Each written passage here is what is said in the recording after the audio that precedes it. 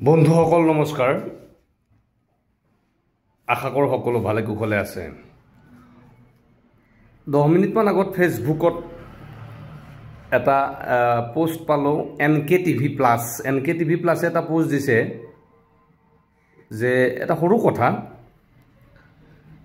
যে যোৱাকালি নিশা বোলে দিছপুৰ আৰক্ষী অভিযান চলাইছে, মানে গণেশগুৰিত গুৱাহাটীত, যে তাতে কি কয় মানে পোষ্টত লিখিছে এনেকৈ আৰু NKTV প্লাছে যে নিশা মহানগৰীত অসামাজিক কামত লিপ্ত থকা বহুকেইগৰাকী মানে যুৱক যুৱতী আটক, তাতে 4 গৰাকী যুৱতী আৰু 19 গৰাকী ব্যক্তিক আটক। তাৰপিছত সেইটো কথা লিখিছে, লিখি পেলাই ফটো দিছে তেওঁলোকে। ছোৱালী কেইজনীৰ ফটো দিছে ওপৰত, তলত ল'ৰাকেইজনৰ ফটো দিছে, পুলিচে মানে খেদি থকা ফটোও দিছে। কথাটো হ'ল কি, মোৰ ক'ব লগা কথাটো হ'ল কি, ছোৱালী কেইজনীৰ ফটোটো, ছোৱালী কেইজনী প্ৰায় অৰ্ধনগ্ন ছোৱালী কেইজনী, কিবা কিবি আছে আৰু অলপমান, যিখিনি একদম নহ'লে নহয় সেইখিনি। তেওঁলোকৰ মুখকেইখন ঢাকি দিছে, তেওঁলোকৰ মুখকেইখন সম্পূৰ্ণ ব্লাৰ কৰি দিছে যাতে চিনি নাপায়।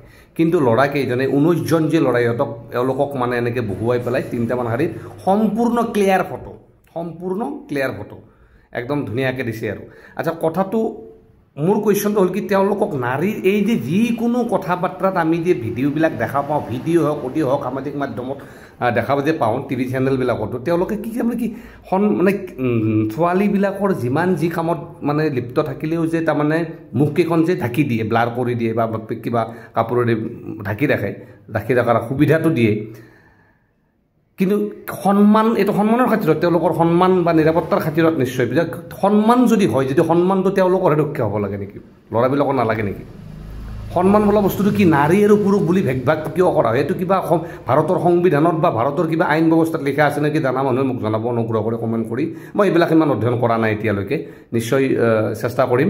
কিন্তু মুখকেইখন যে ছোৱালীবিলাকৰ নেদেখায়, যিমান মাৰ্ডাৰ কৰিলেও মুখ নেদেখায় সিহঁতৰ, কিন্তু ল'ৰাবিলাকে একদম মানে কেনেকৈ, মোৰ ফটোটো দেখি বেয়া লাগিছে যে কি, প্ৰথম কথা ৰাতি গুৱাহাটীত থকা মানেই অপকৰ্মত লিপ্ত থকা নেকি? অপকৰ্ম বা অসামাজিক কাম বুলি যে লিখিছে, কি অসামাজিক কামৰ কথা কৈছে তেওঁলোকে? আচলতে কি সেই 19জন ল'ৰাক যে ধৰিছে, যাক ধৰিব পৰাটো পলাইছে বাৰু, ভিডিঅ' এটাও দেখা পাইছিলোঁ, ঠিকেই আছে, কিন্তু কি অসামাজিক কামত লিপ্ত আছিল? যি অসামাজিক কামতে লিপ্ত আছিল, যদি একেধৰণৰ নাৰী আৰু পুৰুষ, সেই 4 গৰাকী ছোৱালী আৰু 19জন ব্যক্তি ল'ৰা, ইহঁতৰ যদি একেধৰণৰ অসামাজিক কামত লিপ্ত আছিল, তেতিয়াহ'লে যদি ছোৱালীকেইটাৰ মুখকেইখন যে, ল'ৰাকেইটাৰ মুখকেইখন যে দেখাই দিলে, ছোৱালীকেইটাৰ মুখকেইখন কিয় ঢাকি দিলে?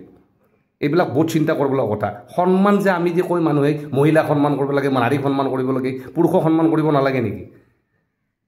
পুৰুষক কি সন্মান পোৱাৰ অধিকাৰ নাই? পুৰুষক সন্মান কৰাৰ কোনো প্ৰয়োজন নাই, কেৱল নাৰীক সন্মান কৰা। য়েছ, উই ডু ৰেচপেক্ট নাৰী। মোৰ ক্ষেত্ৰত মই মানুহক সন্মান কৰোঁ, নাৰী পুৰুষ বুলি কোনো কথা নাই। এই যে নাৰীক সন্মান কৰা বুলি কৈ পেলাই বিভিন্ন ধৰণৰ মানে কথা বতৰা আৰু, ঠিকে আছে, নাৰীকো সন্মান কৰিম, পুৰুষকো সন্মান কৰিম। আৰু তোমালোকেও যদি এইবিলাক যদি পোষ্ট কৰা, তেতিয়াহ'লে দম আছে, যদি মুখ খুলি দিয়া না ব্লাৰ নকৰাকৈ। কিন্তু যদি দিছা, তেতিয়া ল'ৰাকেইটাৰ মুখকেইখন ব্লাৰ কৰি দিয়া। চিন্তা হয় এইবিলাক কথা, বহুত চিন্তা কৰে, মাথাত হিট কৰি থাকে, ক'লোঁ। বাকী চাব, এইবিলাক কথাৰ বিৰুদ্ধে মাত মাতাৰ প্ৰয়োজন হৈছে। ছোৱালীৰ দেখালে ছোৱালীৰো মুখ দেখাব লাগিব, ল'ৰাৰ দেখালে, আৰু যদি ছোৱালীৰ দেখা ল'ৰাৰো দেখাব লাগিব, কোনো বেলেগ কথা নাই।